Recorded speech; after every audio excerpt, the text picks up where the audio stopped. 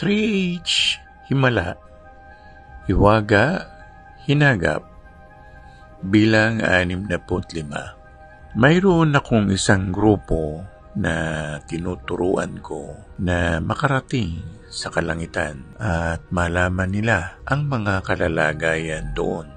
Ginamit ko ang kanilang pagiging clairvoyant. Inihanda ko sila upang makarating sila sa langit na malinis ang kanilang mga kaluluwa. At nagpatulong ako sa mga banal. Tarating namin ang ika-4 na langit. Sinamahan kami papasok doon. Pagdating namin sa loob ng langit, nagpaalam naman kami sa mga banal. At isa-isa naming ginalugad ang mga kabahayan. Sinabi ko sa kanila na kumatok kayo sa mga bahay-bahay at maaaring nandoon ang kamag-anakan ninyo.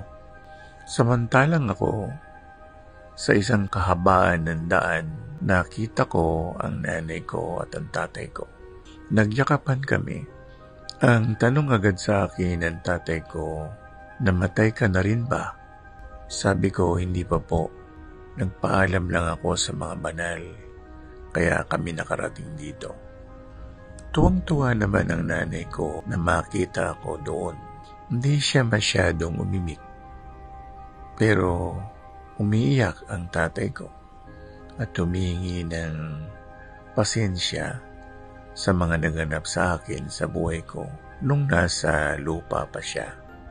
Sabi ko, Tay, naiintindihan ko na ang mga bagay-bagay. Ngayon, may mga anak na rin ako at alam ko rin ang estado ng isang pagiging magulang. Huwag ka nang malungkot, Tay. Nandito ka na, pagdasal mo kami na nasa ibaba. At ginalugad pa namin ang buong lugar. Napunta kami sa isang isla.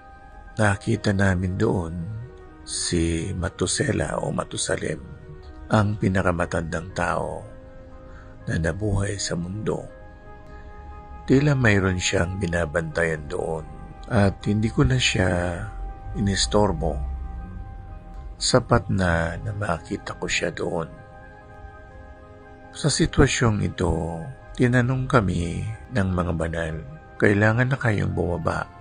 Hindi kayo pwedeng magtagal dito. At napakalawak ng langit. Yun ang ika-4 na langit. Siguro sa ibang paglalakbay namin, gagalugarin namin ang ibang bahagi ng langit na ika-7. Pagtatanong-tanong lang kami para magkaroon ng kaliwanagan ang mga hiwagang nangyayari sa ibabaw ng lupa.